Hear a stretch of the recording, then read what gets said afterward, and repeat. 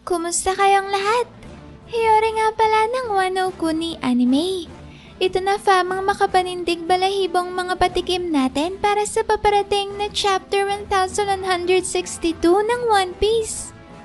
Sana pala i-like niyong videong to at sana huwag niyong skip kahit yung maikling ads lang dahil sobrang laking tulong na nito sa akin at sa ating channel.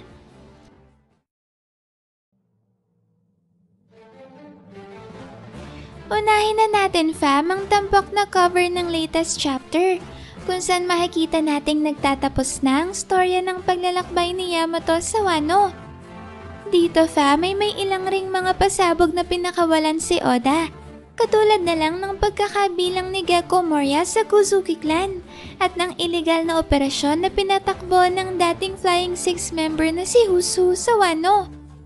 Ang pagkakatuklas naman ni Yamato dito ay nagresulta sa pagpapabagsak niya kay Usu at sa pagkakaligtas niya sa mga bihag nito na sina Ulti at Page 1 na kalaunan nga ay naging mga tagasunod ni Yamato.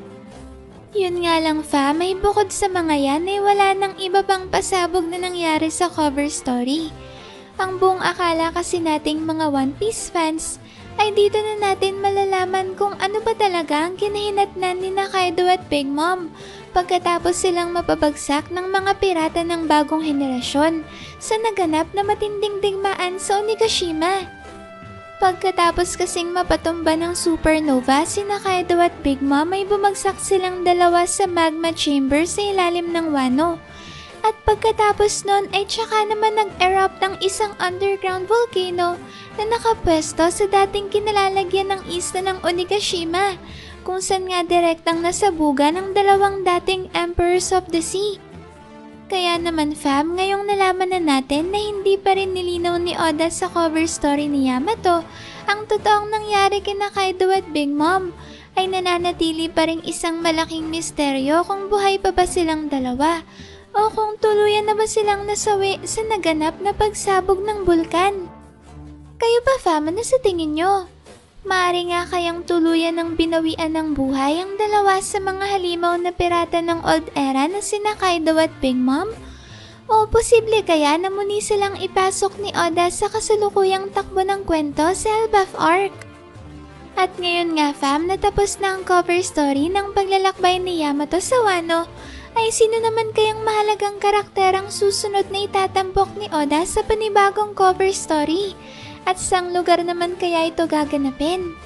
Dito na kaya natin makikita ang paglalakbay ni Buggy kasama ang Cross Guild? O muli kaya tayong ibabalik ni Oda sa Impel Down? Pagkatapos naman ng cover story ay pumunta na tayo ngayon sa mismong chapter, kung saan nagpapatuloy ang mga kaganapan sa makasaysayang God Valley Incident. Kung sa nakaraang chapter fam ay sina Garp, Roger, Rayleigh at Whitebeard ang nagpakitang gilas. Ngayon naman ay masasaksihan natin ang totoong lakas ng lurking legend ng kwento na si Rox D. Sebek. Dito fam ay makikita natin na natagpuan na pala ni Rox ang kanyang mag-ina na sina Aris at Teach. Kaya naman dahil dyan ay kagad na gumawa ng aksyon si Rox upang masaklolohan ang kanyang pamilya at tulungan ng mga ito na makatakas papalabas sa napakagulong isla.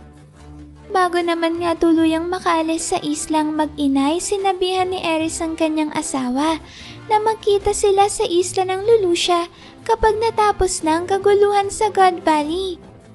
Yun nga lang fam, sa kasamaang palad ay walang kamalay-malay sina Aris at Teach na ito na pala ang huling pagkakataon na masisilayan nila si Rox.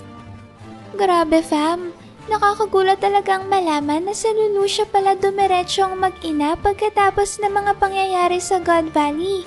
At dahil nga dyan ay mainit ang usap-usapan ngayon sa One Piece community na ito raw pala ang totoong dahilan kung bakit pinili ni Im-sama na burahin sa mapa ang Lulusya, dahil sinisigurado nito na wala na talagang matitira sa lahi ng Davy Clan.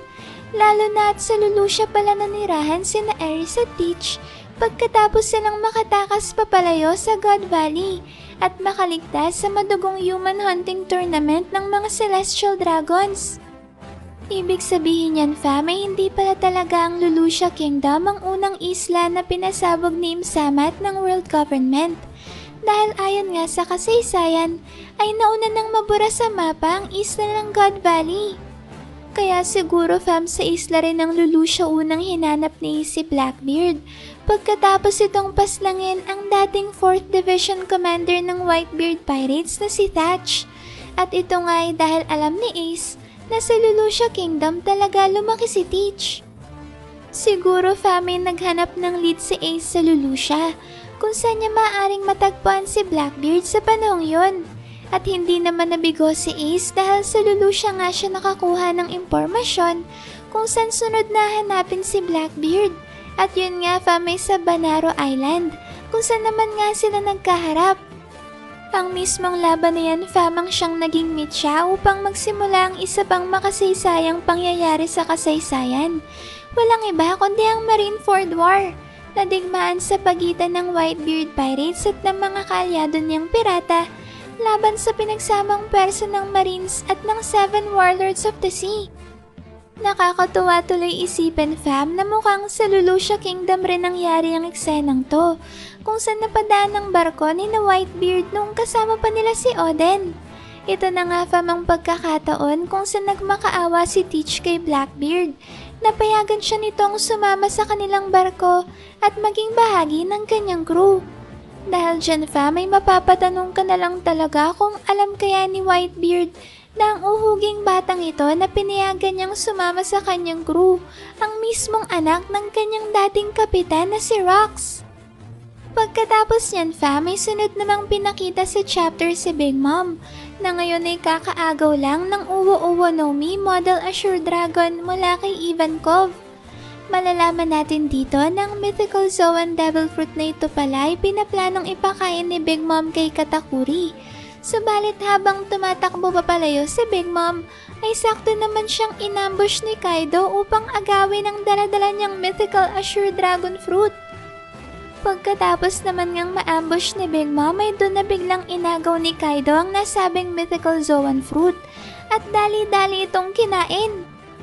Ang kulit pala talaga ni Kaido na nagsisimula pa lang siyang maging pirata fam, no? Dahil kung mapapansin nyo sa mga nakaraang chapters, ay hindi talaga niya tinigilang kulitin si Big Mom tungkol sa Devil Fruit na ipinangako nitong ibigay sa kanya. Tapos dito naman nga sa paparating na chapter ay hindi na talaga nakapagtimpi si Kaido at persahan na niya itong inagaw mula kay Big Mom. Pagkatapos naman fam ng makulit na eksenang yan sa pagitan ni na Kaido at Big Mom ay bumalik na ang chapter kay Rox, kung saan makikita natin kaharap na nito ngayon ang commander ng Holy Knight sa panahong yon na si Figureland Garling. Hindi ba't sobrang tindi ng hype na dala ni Garling fam? Dahil siya ang ama ng isa sa pinakamalakas na pirata ngayon sa kwento at yun ay walang iba kundi si Shanks. Pero guess what fam? Alam niyo bang madali lang nilampasan ni Roxy Garling sa chapter na to? At bukod pa dyan, ay hindi man lang nga sila nakaporma dahil upang hindi magtagal ang kanilang laban. Grabe fam, sobrang talo na naman pala ng mga Holy Knights. Nung nakarang chapter ay winon-hit KO lang ni Rayleigh sa St. Summers. Tapos ngayon naman ay hindi man lang pinagpawisan si Rox sa paglampaso kay Garling. Kung ganito nga talaga kahina ang Holy Knights fam, ay bakit kaya tila ba sobrang takot na takot si Dragon nang binanggit niya ang mga ito? At dito ay nasabi pa nga niya na magsisimula raw ang totoong laban ng Revolutionary Army sa oras na kumilos na ang Holy Knights. Siguro fam ay malakas talaga ang Holy Knights. Yun nga lang ay ibang level talaga ang antas ng lakas ng mga pirata ng Old Era, kaya walang binatbat ang mga ito sa kanila. At ngayon nga fam na nasaksihan natin na madali lang pinatumba ni Roxy Garling, ay mas nakaka-curious tuloy makita kung paano talaga tumakbo ang laban sa pagitan ng kanilang mga anak na sina Blackbeard at Shanks. Ano nga kaya ang totoong nangyari fam? At paano kaya nakapagdulot ng permanenteng sugat si Teach sa kaliwang mata ni Shanks? Mukhang hindi rin basta-basta ang naging laban ng dalawang to. Dahil si Shanks na mismong nagkwento kay Whitebeard na hindi raw kapabayaan ng dahilan ng sugat na yon. Ibig sabihin nun fam, inaamin ni Shanks na hindi birong kalaban si Blackbeard, kaya naman pinag-iingat nito si Whitebeard kay Teach. Yun nga lang ay masyadong mataas ang pride ni Whitebeard para tanggapin ang paalalang ito ni Shanks. Kaya nagmatigas ito, na sa dulo nga ay nagresulta sa kanyang kamatayan. Kung sinunod lang sana ni Whitebeard ang pakiusap ni Shanks na utusan ito si Ace na wag nang habulin pa si Blackbeard, edi sana pareho pang buhay ngayon sina Whitebeard at Ace. At bilang pinakamalaking pasabog naman sa chapter na to, fam, ay malalaman natin na sa puntong ito na gumawa ng aksyon si Im-sama at sinimulang sapian ang katawan ni Saint Saturn. Katulad nga, fam, ng ginawa ni Im-sama kay Gunkel sa Elbaf, ay ganito rin ang ginawa ni Im-sama kay Saint Saturn sa God Valley. Kaya naman ngayon ay kinokontrol na niya ang buong katawan nito. Dito nga, fam, ay kagad na inactivate ni Im-sama ang mythical beast form ni Saint Saturn na isang malademonyong gagambang halimaw.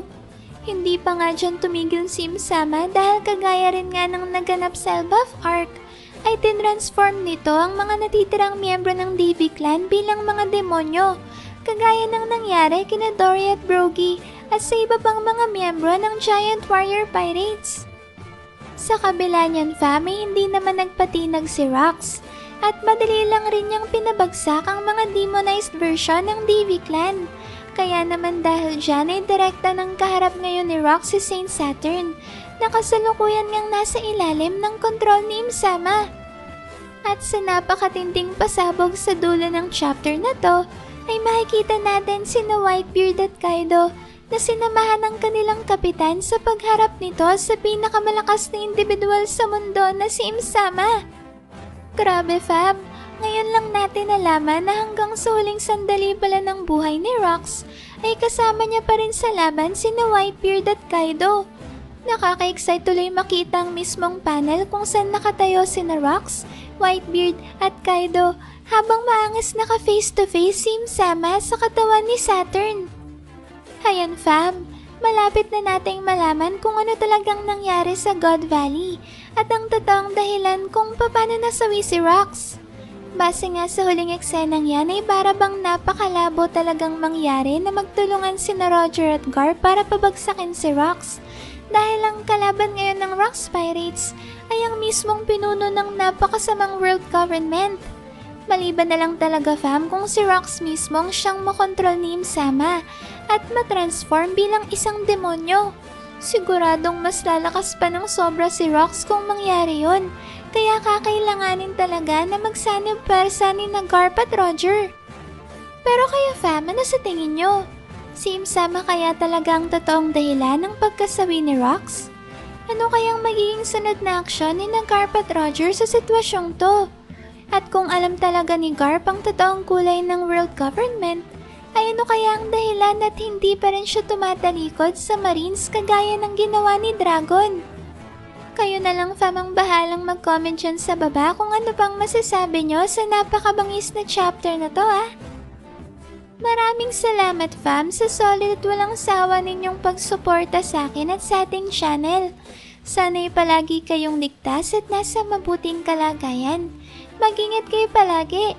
See you on our next video and stay good, fam!